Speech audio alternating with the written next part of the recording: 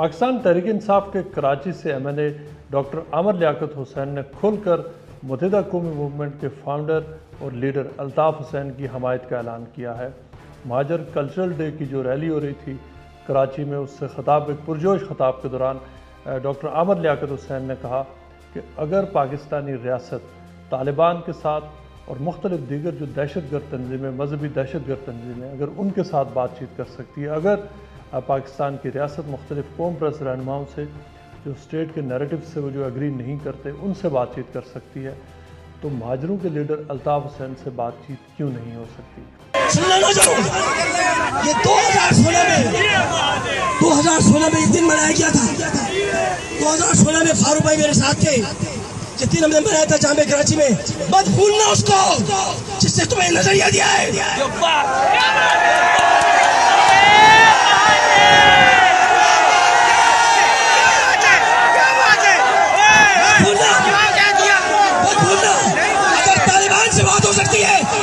से भी बात हो सकती है।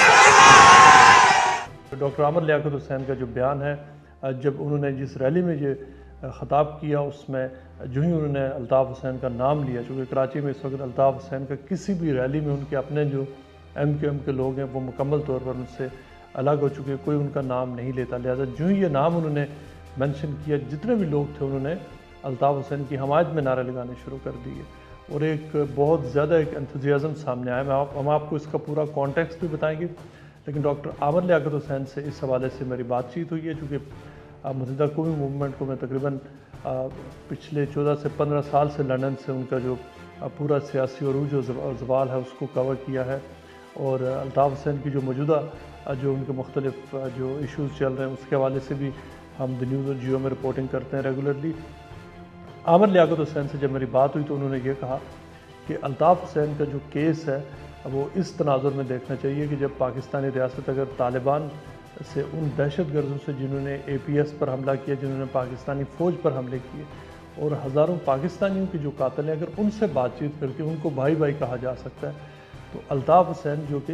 एक जिनका एक बहुत बड़ा कंट्रीब्यूशन रहा है जो महाजर पॉलिटिक्स में, उनसे बातचीत क्यों नहीं हो सकती। और उसके साथ साथ पिछले अरसे में तहरीक लब्बैक पाकिस्तान के साथ रियासत ने माहिदा किया, मुख्तलिफ और दीगर ग्रुप्स हैं जिनसे पाकिस्तानी रियासत की रेगुलरली जिनकी बातचीत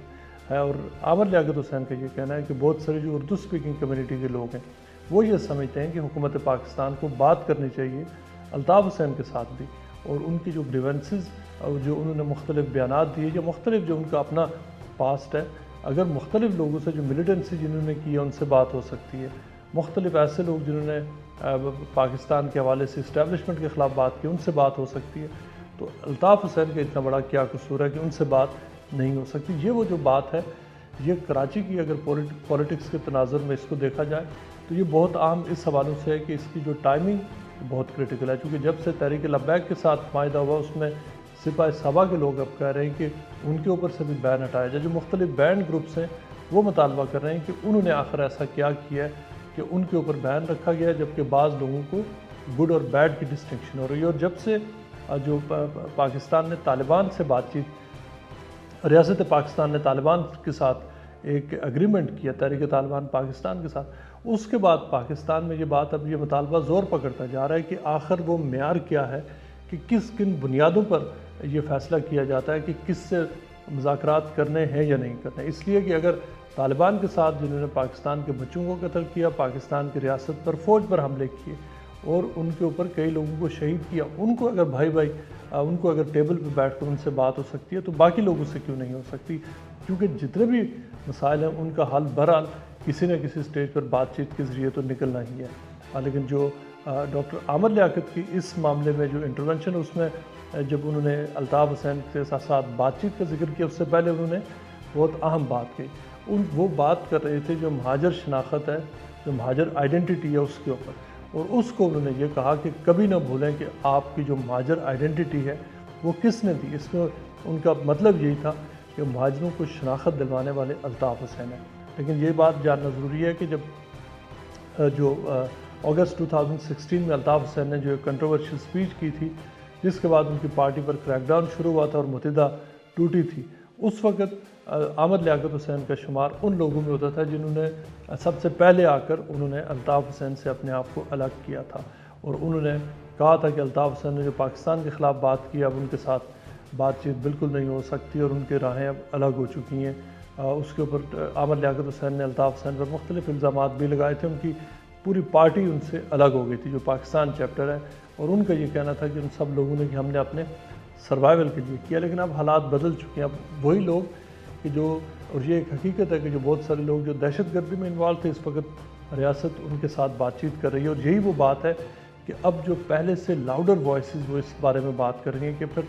अगर तालिबान से बातचीत हो सकती है, मुख्तलिफ दीगर ग्रुप से जो रियासत पे हमले करती हैं, पुलिस वालों को मारते हैं, तो फिर अल्ताफ़ हुसैन के साथ बातचीत क्यों नहीं हो सकती। और कराची में ख़ास तौर पर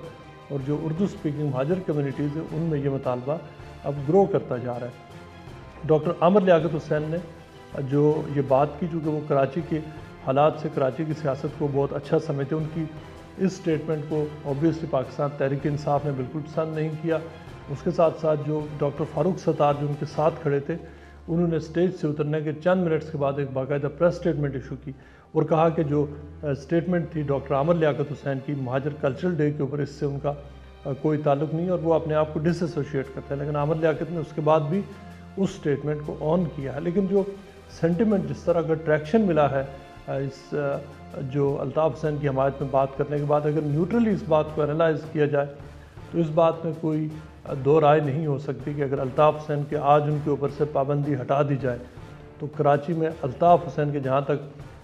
मिलियंस ऑफ महाजर वोटों का जो सवाल है, इसमें कोई शक नहीं है कि जो मौजूदा MQM है वो अल्ताफ़ हुसैन के सामने नहीं ठहर सकती।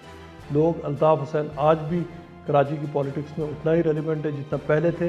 बैन उनके ऊपर ज़रूर लग चुका है, लेकिन अल्ताफ़ हुसैन की जो प्रेजेंस है कराची में, जो उनका किरदार रहा है, और जो आवाम के अंदर एक पूरा सेक्शन है जो उर्दू स्पीकिंग कम्युनिटीज़ में, जो उनको आज भी पसंद करता है। ये बात एक ऐसे वक्त में सामने आ रही है कि जब सिर्फ चंद हफ्तों के बाद, यानी जनवरी के एंड पर, इंसाइटमेंट टू टेररिज्म का केस अल्ताफ़ हुसैन का वो शुरू होने जा रहा है। और वो केस इस हवाले से बहुत क्रिटिकल है कि क्राउन प्रोसिक्यूशन सर्विस ने अल्ताफ़ हुसैन को चार्ज किया है सितंबर 2016 की स्पीच के हवाले से, जिसमें अल्ताफ़ हुसैन पर इल्ज़ाम यह है कि उन्होंने लंदन से होकर पाकिस्तान में दहशतगर्दी को उकसाया और उन्होंने इंसाइट किया वायलेंस को, जिसके बाद पाकिस्तान में वायलेंस हुआ। उस केस के हवाले से तो कुछ नहीं कहा जा सकता, लेकिन कि उसका आउटकम क्या होगा एक सब्जुडिस मैटर है। लेकिन वो केस इस हवाले से बहुत आम है कि अगर तो उस केस में अल्ताफ़ हुसैन के ख़िलाफ़ फ़ैसला आता है या उनकी हमायत में फ़ैसला आता है, इस